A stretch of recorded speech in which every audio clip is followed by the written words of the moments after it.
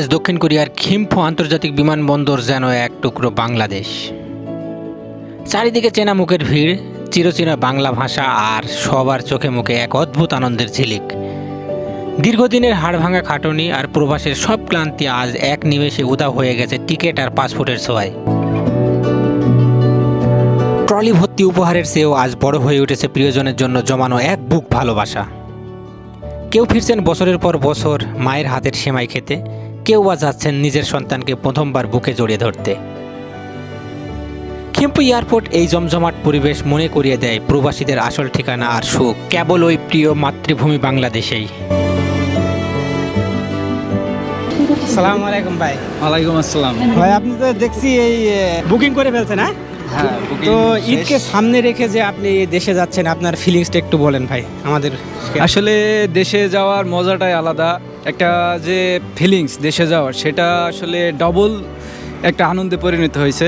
কারণ দেশে যাচ্ছি একটা আনন্দ, তারপরে আবার সামনে ঈদ, ডাবল আনন্দ।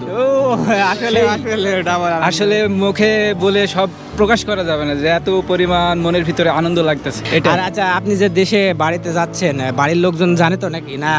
হ্যাঁ, সবাইকে ইনশাল্লাহ জানাই, তারপরে যাচ্ছি।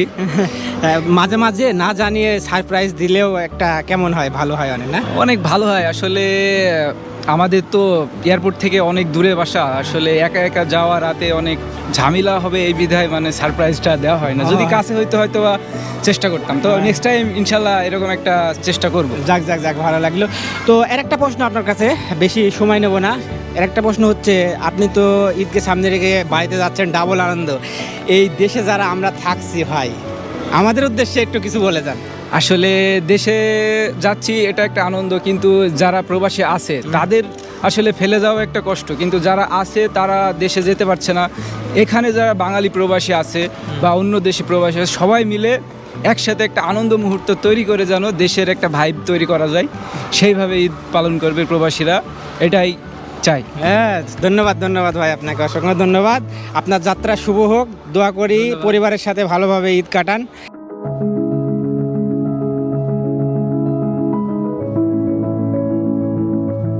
যারা আজ কোরিয়ার বাটি ছেড়ে দেশের উদ্দেশ্যে ডানা মেলেছেন, সবার আকাশযাত্রা নিরাপদ আর আনন্দময় হোক।